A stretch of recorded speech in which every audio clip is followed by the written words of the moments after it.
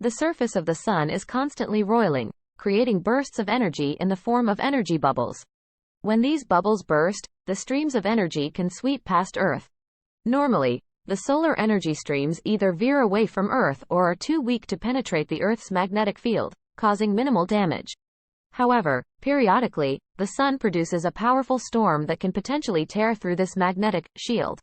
When a solar storm strikes, it can disrupt information technology systems, paralyze economies, and jeopardize the safety and livelihoods of people worldwide, according to NASA. Fortunately, such energy storms are rare events. But experts warn that the sun continues to be active as it approaches its new peak, making it likely that an energy storm will make landfall on Earth within a few years.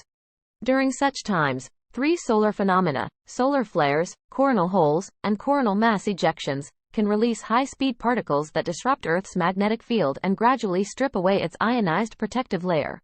1. Solar flares.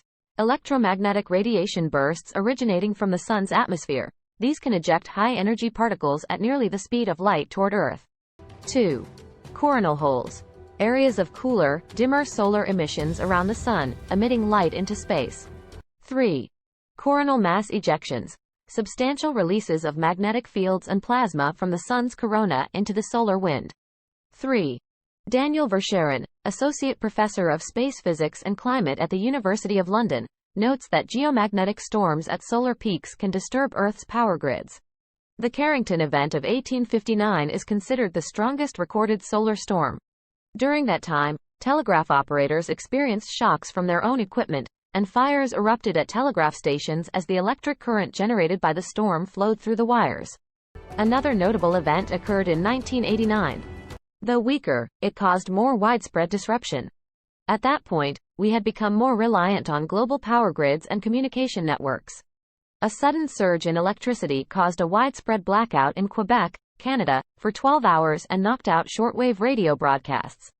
Canadians initially believed the Soviet Union was jamming radio signals, misunderstandings that could have been dangerous during the Cold War. However, we shouldn't be lulled into a false sense of safety that the consequences of a solar storm are limited to these examples. Since the 1990s, our dependence on communication, satellites, power grids, and critical infrastructure has grown exponentially. If a solar storm were to occur today, the world might witness widespread power outages, satellites being pushed out of orbit, and critical communication networks being disrupted, according to NASA. Activities on the sun are becoming more active, and scientists are particularly concerned about the solar cycle. The sun could be more active than it was in the previous 2 decades. Additionally, Professor Verschaeren notes that the sun's magnetic field is also pointing southward. This means that the charged particles the sun emits are more likely to carry a charge opposite to Earth's magnetic field, allowing these particles a greater chance of bypassing Earth's defensive magnetic shield. Currently, even though a solar storm hasn't occurred, strong solar flares have already caused some specific damages. SpaceX, owned by billionaire Elon Musk, lost 40 Starlink satellites due to a solar storm that caused the Earth's atmosphere to expand, increasing drag on the satellites and causing them to burn up before they could be used. Professor Verschaeren explains that the solar cycle is expected to peak around 2025, but that doesn't necessarily mean that a solar storm will happen at that time. It could be later. Until then, countries at high latitudes such as the United States, Canada, Sweden, and the United Kingdom should be particularly vigilant. The professor notes that countries at higher latitudes are more susceptible to the effects of solar phenomena. However, there are still many ways to mitigate the consequences of the worst solar storms. With advance warning, operators can take measures to protect infrastructure from the most adverse effects of solar storms. They could strategically shut down power grids, reroute flights, or move satellites.